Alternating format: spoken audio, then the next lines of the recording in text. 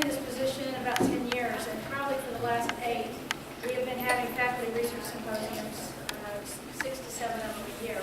This is our first one for the spring semester.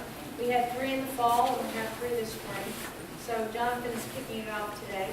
I know we have some guests in the room, and I'm going to let him introduce those guests. Well, not like name, then take another 5-10 minutes. Okay. But anyway, we've got guests in the room associated with the Sports Science Center. We've got all kinds of people in here. But and for the Link, right? what? Link Advisory is here too, right? Link Advisory's not here, but Okay. Link Project Group is here. But we have faculty in the room, staff in the room from Harris College, and then we have guests from outside of Harris College here. So thank you for all being here for this. This particular center is also being introduced, and the other centers in the college are being introduced later at a reception. Well, the first advisory wasn't a reception. So it's really been good to have not only the presentation today about its concussion research, but also about everything moving forward with the center. So just to let the people know that are usually here in attendance, there are 2 more this spring, one from the nursing group and nutrition, and then one from kinesiology. And y'all got the schedule so that you know who all is doing what. But without further ado, I'm going to turn this over to Dr. Jonathan Oliver, kinesiology, assistant professor, concussion research.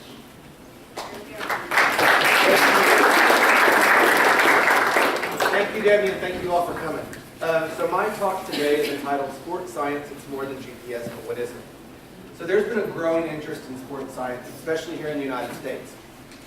With that growth, there's been an increase in technology. So some of you are wearing technologies. Right now we have things that can measure our heart rate, our sleep quantity, our sleep quality. We have apps that can measure how much food we eat. And we have apps that can tell us where we are. But the question is it really measuring what it says it is? Or is it more like the infamous mood ring? And I'll make a joke about that, but is that mood ring actually more accurate than some of the technologies that we are wearing? And I would argue that, in fact, after seeing some of them at the conferences that we're using, that it may be. The technology may not be the way to go. So I'm going to talk about how to use technology, but more important, how to use sports science. These headlines really tell a unique story, especially for the university, our college, our department, and now the center. What these headlines tell us, because they're all from the United States and Canada, is that sports science is an emerging field. That's a new job opportunity for our kinesiology students. Where it used to be that our students were limited when they graduated if they had an interest in sport, now we have this very big growth in an emerging market which they can fill those positions. What's really interesting is a master's in sports science will get you somewhere in the $80,000 range on average. With a PhD, which is a preferred degree, you're looking at 6 figures plus. Right now, most of those positions are being filled by international. And the reason for that is that's because of where they're being trained. But I think we can develop our program here such that we're training sports scientists to take some of those jobs. So we've seen a similar kind of pattern of increase with sports nutrition and sports psychology and athletic programs across the country. But whereas I think their roles are really well defined, I think sports science really isn't quite well defined. I think a lot of people, what they do is they just put another hat on someone else, a sport nutritionist or a sport strength conditioning coach, and they're using it as a recruitment tool instead of what it really should be used for, which is to develop the athlete performance and athlete health. So to understand sports science, I think we have to have a little bit of a history lesson. In 1976, a country, which is also a continent, was shut out of the Olympics. Those Olympics were held in Montreal. In 1981, at the behest of their government, the Australian Institute of Sport was born. The Australian Institute of Sport was designed to test and train and basically use sports science to develop their athletes. By the year 2000, when the Olympics were held in Australia, what you see is Australia is in the top 5 amongst much more highly populated countries and those with much greater gene pools, you could argue. Now, if we still look at the most recent Olympics, you see that Australia is still the smallest country that is still in the top 10. So while some may argue that sports science was not invented in Australia, what Australia did was they really put it on the map, and they did a great job of teaching us how to communicate our results to athletes and the coaches. So what is sports science? Well, an academic journal in Australia, when there was a resurgence in sports science, particularly in the UK about 10 years ago, they brought 6 academic sport professionals together. I would argue that was their first mistake, leaving out coaches.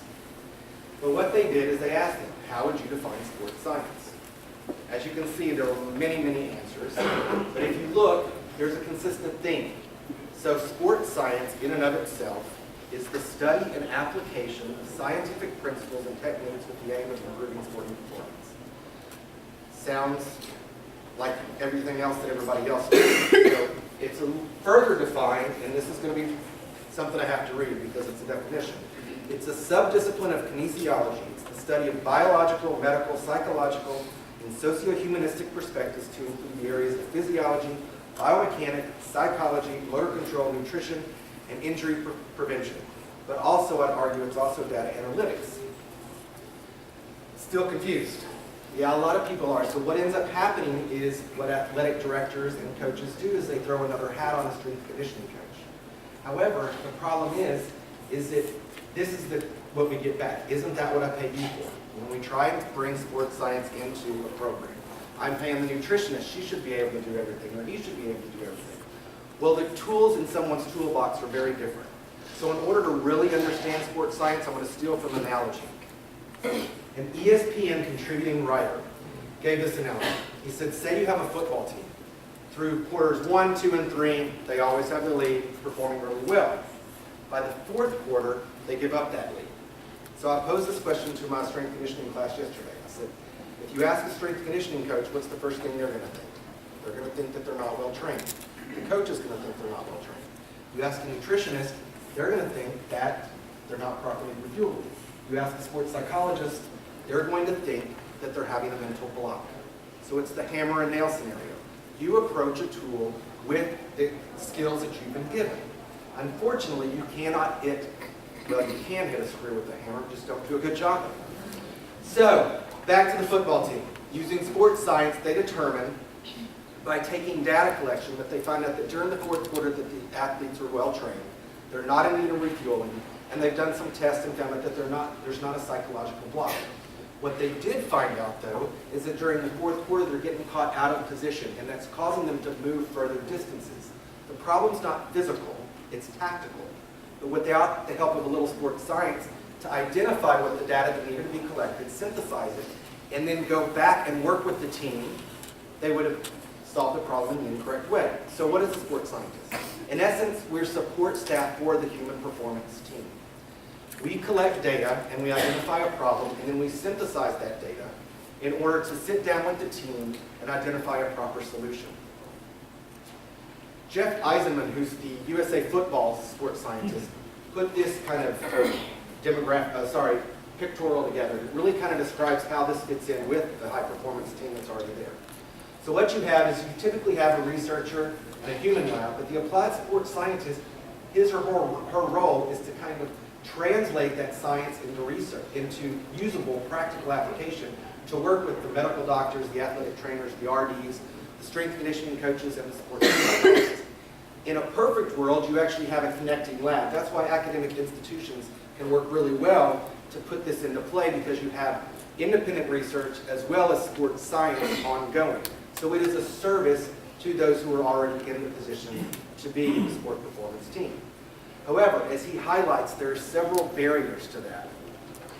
And one of those barriers is this, the coach. In the United States in particular, there have been several articles talking about how the coach is considered the all-knowing professional. No matter what sports you are, the head coach is always the all-knowing. Unfortunately, we have to educate the coach. Just like the CEO is the architect of the company, a coach is also an architect of the company. Just how a CEO takes advantage of the knowledge that he puts in place with the different VPs, we have to educate the coach to take advantage of the different disciplines that each of us are specialized in, whether that's sport nutrition, whether that's sports psychology, or whether that's strength and conditioning. I had a conversation with a colleague just last week talking about sports science. And he said he had gone to his athletic training department, and it was basketball athletic training. And he said, hey, I want to collect some data to see, because we're seeing that our players are fatigued during the game. So they collected the data, they found out that the players were fatigued. So they went to the coach and said, hey, the players are fatigued, we need to back off on practice during the week. The coach said, no, not going to do it. That we have to cross that barrier and be able to educate them that yes, because what ends up happening is the other areas, the sports nutrition, or the academics end up taking a back seat and we end up getting injured athletes. The other barrier we have are ourselves. So in terms of translating science into practice, we're not very good at it. In fact, while we don't have the exact numbers on what translating science into practice is for sports science, here are some numbers from some scholarly journals. So they did analysis on 6 of the highest kind of reference journals. Out of 25,000 articles, they found that only 2% of the articles contained any relevant practical application for future use. Only 0.04% presented any data that ended up resulting in a clinical trial. But only 0.004% resulted in the development of any Class A drugs in the 30 years since it was published. So we have an issue with conducting science that is not relevant to what's actually happening in the world. So even if that's an overestimate by tenfold, you're still looking at a very low degree of science being practical to someone's use. So we have to move past that. One of those issues is the researcher. There's a story that's been around for a long time. It's about a well-known physicist. He takes his junior research associate to a local bar. If you've ever been around academics while they drink, that's why our partners or husbands and wives don't go with us, because when science starts getting talked with alcohol, it doesn't mix well. Nobody wants to be around us. But he takes his junior research associate to the bar, and he says, I want you to explain your study, design, methods, and results to the barmaid. If you can't do that, it's not worth it. So I was at a presentation last year. I had to give it down at Baylor. It was on our concussion research. And I invited my mom, because she's never heard me speak. So I'm talking about concussions, and I noticed while I'm sitting in the back row, about halfway through, I look up, and she's like this. And I said at the end, I said, why were you on your phone? She's like, I was very proud of you, but I didn't understand what the heck was coming out of your mouth. And I said, I'm the same way. We have to be able to communicate our results with our athletes, with our coaches, with everyone, to be honest. And that's something that we've actually taken on here at our college. Our Associate Dean, Debbie Ray, borrowed something that's at the college level that started, guess where? In Australia. The goal of it is the students compete. It's called the 3-minute thesis. So the students come and they compete, and they have 3 minutes to basically describe their results, their study, their design, everything with the use of one slide. And what's so good about it is the judges are not academics, but they're local community members. So it really gives our students a chance to convey their results and what they're doing scientifically in everyday language. So we're trying to get past that. We still have another issue, and that's instant gratification. If we go back to what I was talking to my colleague about with the athletic trainer, coaches only respond to immediate results. If it does not end up with points on the board, we're not going to do it. So what ends up happening a lot of times is when sports science comes in, if it doesn't immediately turn around to points on the board, they don't care about long-term success. They want to know how it's going to win the game. Unfortunately, some of the things we do does not directly relate immediately to performance. It may be long-term benefits, a reduction in injuries, a reduction in head trauma, better academic standing. There's all kinds of things that may take longer to realize. So we have to balance the instant gratification with the long-term success of a program. If you think about Australia, they took them several years from 1981 until the year 2000 where they really made an impact. But they've experienced that same success year after year after year. So, back to the USA football sports scientist, he kind of posed some solutions to some of these barriers. Integration of academic sports science into high performance, establishing trust and building relationships, involvement of sports coaches and athletes in research design, creation of a clinical translational science institute, appointing highly trained skilled individuals, but the overall theme was that collaboration is key. So we recognized an opportunity here. So when I came to TCU in 2013, we established the Exercise and Sport Performance Laboratory, and shortly thereafter we did the Sports Concussion Research Group. So I'm going to highlight some of our applied sport science research so that you can kind of understand what we do. So one of my biggest interests is exercise performance, because exercise performance translates to on-field performance. So the characteristics that's most important, guys, power. Power is the most important thing. I argue for anyone to tell me, from an endurance athlete all the way to an anaerobic athlete, a football player, power is the one characteristic that is consistent and is necessary to get. So we've looked a lot at enhancing exercise power in order to relay that to sport performance. And in fact, just a couple of weeks ago, one of the speakers at a coaches conference called out to me and asked if he could present our research, because he recognized that our research was actually being used in the field. So that was a very good thing. We're actually taking our results and it's being used in the field. More recently, when we called up Zach DeCant, who's the strength conditioning coach over at the baseball program, he sat down with us and he has a lot of ideas of how he wants to improve his baseball players' performance. One area that he is trying to really work on is overhead shoulder injuries. So overhead athletes, especially those in baseball players, they have a high risk of shoulder injuries. Well, that's caused by a muscle imbalance of the muscles and the upper trap and the lower trap.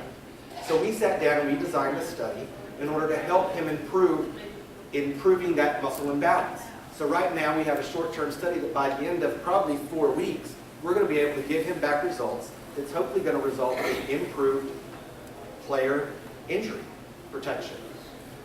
We also have some other things going on with it. So as far as analytics go, because that's oftentimes what sports scientists are called. We're called sport analytics.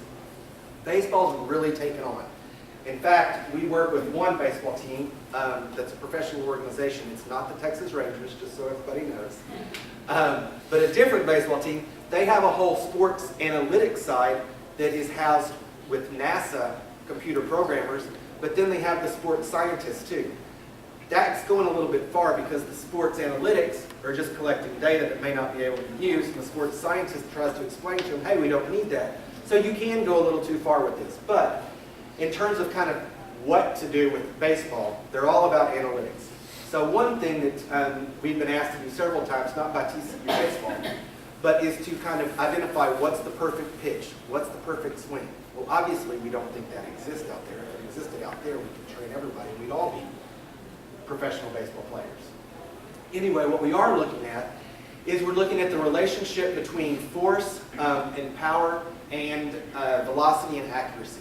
So Dr. Adam King, who's our motor control specialist, is working with them along with one of our students in the lab, and what we're trying to see if there's any patterns. While there may not be a relationship, what there may be is some idea to tell us when someone's patterns are changing. Those patterns could be caused by, we could go back to sports psychology. Is it something that's mentally causing the problem? But if we identify the problem, we can at least sit down and talk with the athlete, or know that, hey, we don't need this athlete to go into play this week. We need to pick a different pitcher. And Adam wanted me to make sure to tell you about National Biomechanics Day, because they're going to be doing something. So make sure and check out National Biomechanics Day. All right, so one of the things we're probably most well known for in our laboratory group is the Sports Concussion Research Group. As Debbie said, she introduces me as the concussion. In fact, a lot of people think that's all I do right now. So much so, over the last year, I've been asked to speak at a lot of neurology conferences. I don't know if you've ever been around a bunch of neurologists, but they're different people. Very different people. So I'll always start off my presentation with, I am not a neurologist, I'm a sports scientist, because they all do work in animal models, mostly, and we only do human stuff. So I always start off with, I am not a neurologist, I'm a sports scientist. Well, this time I decided to lighten the mood. So I said, I am not a neurologist, I'm a sports scientist, but I can squat more than anybody in this room. Unfortunately, I neglected to notice 2 former NFL players in the room. Luckily, one of them was a kicker, so I had him beat. The other one was not, so we had some interesting conversations afterward talking about training styles and comparing squat numbers. But why concussion? Well, here are some numbers. 1.6 to 3.8 million concussions occur each year in the United States. 1.1 to 1.9 million of those are in pediatric athletes. It is estimated that at any time, more than 50% of a collegiate athlete program are pediatric athletes, depending on what age cutoff you use. But those numbers are grossly underestimated because 53% of concussions go unreported. What's more important is recently it's been found CTE has been brought to the forefront as well. That's a debilitating disease that mimics Alzheimer's disease, Parkinson's.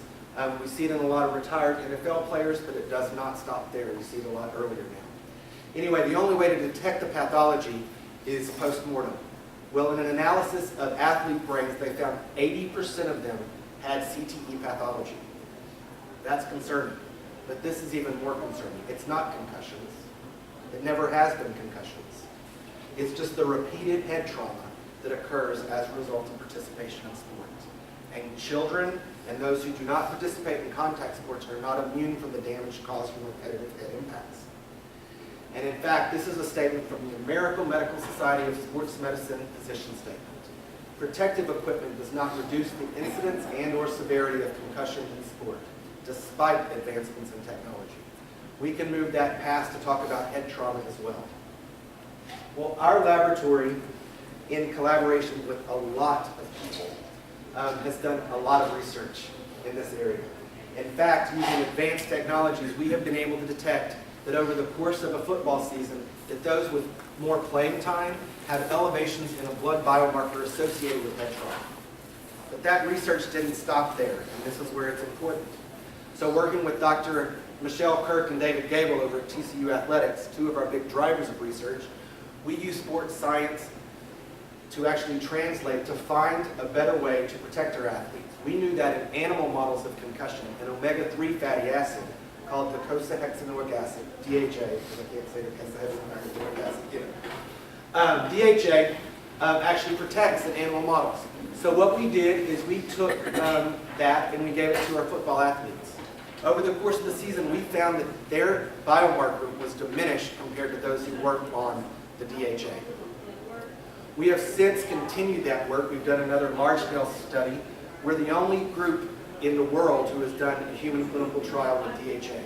We're now working on our third study, and we're doing that in Canadian rugby sport athletes. So right now, we travel up to Canada every so often, and we collect blood on their rugby athletes.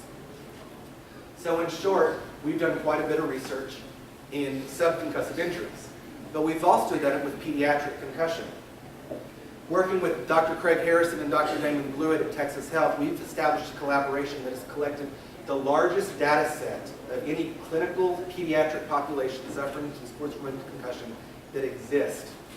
We were on the phone last week with UT Southwestern, because UT Southwestern is the big dog. We were on the phone with them last week, or it was maybe 2 weeks ago, and we were going over our numbers, and they just said, huh? That's all they could say is, huh? We had collected that much data. So back in 2015 or 2016, I asked my former student, Anthony, to put some numbers together of how many athletes we've actually touched or played a role in. These were the numbers that came up with. However, since then, we've had continued collaborations with Texas Health as well as TCU Athletics. We also now have an extended collaboration, University of Utah, University of Kansas, University of Wyoming, Mary Hardin Baylor, Rugby Canada, and we continue with Brain Armor. We just had to buy a new freezer to house all the blood that we have. It's that much from different concussed athletes, subconcussed athletes. That's how much our research. So in short, I asked Anthony the other day, I said, how quick can you get those numbers? He said, not possible. I can tell you that it's easily doubled. So we're close to affecting 2,000 athletes. So in short, I can say that our research group has done a lot to impact, pardon the pun, many athletic lives in terms of sports-related head trauma. So right now, between our lab and our research group, these are our existing collaborations. We have collaborations all across the United States, as well as in Sweden, Australia, and New Zealand. And remember, collaboration is key. So I go back to the solutions to how to address the sports science problem and how to improve human performance and athlete health. And it just so happens that all of those things we had. So what did we do? We decided to take the Sports Concussion Research Group and the Exercise and Sport Performance Laboratory and mix them together to get the Sports Science Center. So what is the Sports Science Center going to do? Well, bridging the gap or translating science into practice is an often used construct when you're talking about taking science and putting it into practice. However, what we recognize is that represents a one-sided relationship. We cannot bridge a gap without the other side coming with us, nor can they bridge the gap back to us. So we recognize that science and practice have to come together. The researcher has to go to the field. The people on the field have to go to the laboratory. And sometimes we may have to do a little bit of that. But when it all comes down to it, it shows that everybody's bringing an equal part and that we're here to support the athletic support team in order to improve athlete health and sport performance. So, our mission statement is to bring science and practice together to improve sport performance and athlete health. And we say from the laboratory to the playing field and from the playing field to the laboratory. And how are we going to do that? So, we're going to do it by the 5 pillars of sport. We're going to serve our athletes, we're going to serve the coaches, but we're also going to serve our students by providing experiential learning opportunities. We're going to prepare by servicing those athletes and working with the performance team. We're going to prepare the athletes for success in academics, success in sport, and success in overall well-being. We're also going to prepare our students for jobs in the sports science arena. We're going to perform outreach.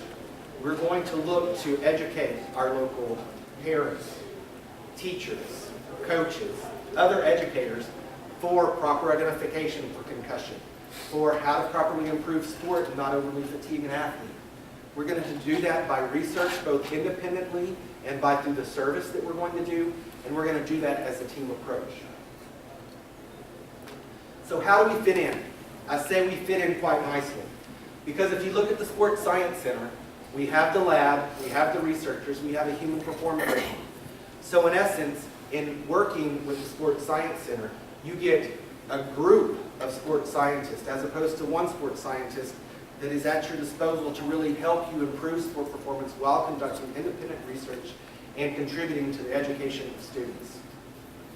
So I think this today kind of happened at a very unique time with announcing this center along with the other centers. Those of you who live in Fort Worth, there was a recent analysis done by a consulting firm down in Austin. That consulting firm found several faults with Fort Worth, particularly if we did not want to remain or become a suburb of Dallas. Among those were several different things that I'm not going to talk about. But if you look at Fort Worth, I think we're the 16th or 18th largest populated city in the country. But in terms of searching for relocation for businesses or for visiting for people, we rank lower than Oklahoma City or Tulsa or cities up in Kansas, which is scary. Very scary. So there was an article written in D Magazine that talked about that report. It said, to sum it up, Fort Worth has a lot of potential because there was hope given in the report, but it would take a lot of work to get there. Well, that same article also said this: Fort Worth's colleges and universities are on the cusp of greatness and can become major players in making Cowtown into a research hub for healthcare, the life sciences, engineering, and energy. So, I welcome you to join us today to support TCU and help us to make our vision come true, both as a university and as our center. And with that, I want to bring somebody up right now, and that is Mr. Alim. Alim's organization recently moved from, guess where? Sorry, Alim. Huh? Oklahoma. To Fort Worth. So we got one of them. He's from Fort Worth. But Alim has brought Sway to Fort Worth. Sway Medical is a technological advancement company that develops apps that help work with determining an objective measure for concussions. And they also do work in other areas like return to work. They have just partnered with us and provided a generous donation for graduate student support. So that was very grateful for him to do that, and we just found out yesterday. So I wanted to thank him publicly. Thank you.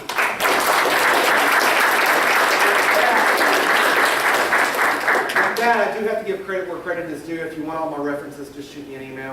I didn't want to put them up here. And with that, I'm going to invite the rest of my team up and offer up any questions that you may have.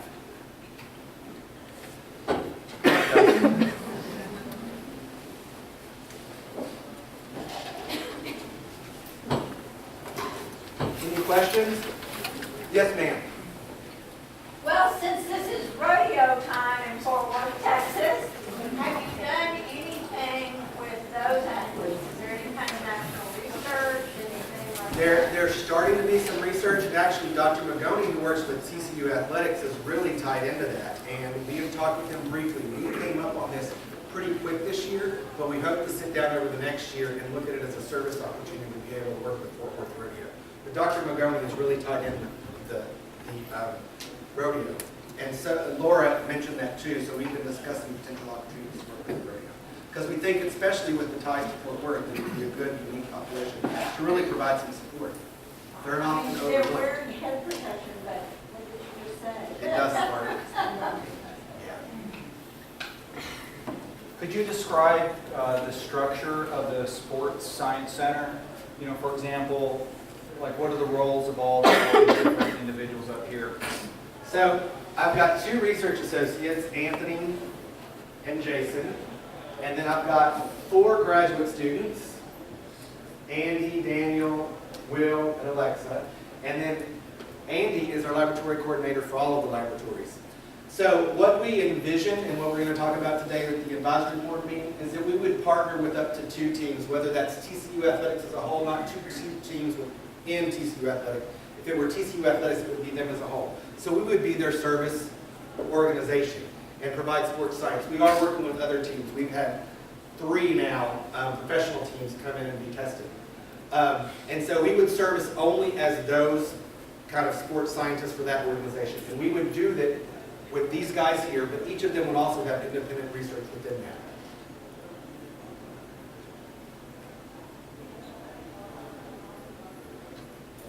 How will you develop your initiatives? Obviously, you talked about working with baseball teams specifically on pitching mechanics and things like that. Will that be sort of client-driven by TCU Athletics? How does that work? It has to be 2 ways. So we have to be able to sit down with the coach and say, hey, what's your problem? What's our problem? The same thing we did with Zach. This is what he said was his problem. We said, well, this is what we think we could do. We came together and we met in the middle. He may say, hey, I think there's a relationship here. We say, it's not going, we're not going to find it. We think it may be here. We've done the same thing. We're working with the Texas Rangers right now. And we sit down with them. We had a good example is 2 weeks ago, I won't say who was in here, but we had the sports nutritionist sit with us, we had the strength conditioning coach, and we had all the sports science team. And we sat and looked at, okay, how do we need to test these athletes? How often do we need to test these athletes? What do we need to do? And then how do we need to track? And then we get that information back to the nutritionist, the strength conditioning coach, and they tell us if they need more or if, hey, this is not what we need. So yes, it has to be a sit down. It can't be, oh, we're just going to come in here and do that. And it can't be them coming to us and say, hey, we need to test this right now because this is how it works. It's got to be a sit down where we have a communication. But the concussion research will continue. Right now, like I said, we have ongoing stuff. The independent research that we do as a laboratory is still going to continue. We are just now expanding that to where we hope to partner with, we've decided it will be no more than 3 organizations maximum that we believe that we can offer service to and still continue to maintain our function and still give superior service. How many other universities are doing something? Ohio State has a sports science center, but it's not connected with academics. There are 3, so we were talking about this yesterday in terms of where to benchmark. The only place we can benchmark ourselves is with the Australian Institute of Sport and the Auckland University of Technology. California State Fullerton has a similar program, but they're a much smaller school. East Tennessee State University also does, but they're pretty much directed only towards strength conditioning. And then Springfield College used to have something similar, but they do not have the independent research. So in terms of who's doing it, the answer is no one. Yes? Where are you hoping to go with your concussion research? I mean, I've seen on TV today, is it Illinois that's like going to ban football until you're like 12 or something? I see all this research being so incredibly important, but how does that translate down the road to changes that are going to be? Well, I don't think we're in for policy changes. I think there are groups bigger than us. And for instance, Mrs. McHale, Lisa McHale is here with the Concussion Legacy Foundation. And they just did a big initiative down in Florida, and I believe it's stopping below 14. Yes, currently I Yeah, so they're working on initiatives. So what we hope to do is just be able to produce the data that works with groups like Concussion Legacy and other groups that can foster policy change and really work to take these data and understand either that or help it become safer. For instance, when we worked with the DHA, we found a way that we can potentially make it safer. We're still working on how to do that. Other than the concussion research, what are some of the other research projects, research lines that you have done? And are some of these individuals engaged in those? Yes, so I continue. The exercise performance and sport performance stuff has not gone away. That still continues. Actually, Jason and Daniel just got finished doing 2 studies with that. Andy's about to start a study with that. Anthony still has ongoing concussion research. Alexa's picking up some concussion research. Will is doing the baseball research. What other research do we have going on? I'm trying to think. We always have about 5 projects ongoing, constantly, independently of everything else. How many students do you have in your program? The program itself, as many who want to come to the university. We typically have graduate assistantships for a certain number, and then with SWAYs, we can add another graduate assistantship. So in my lab, we typically always work with 4. Average.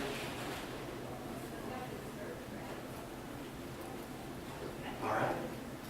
But we're going to be around. We don't have to do anything until 1:30, so.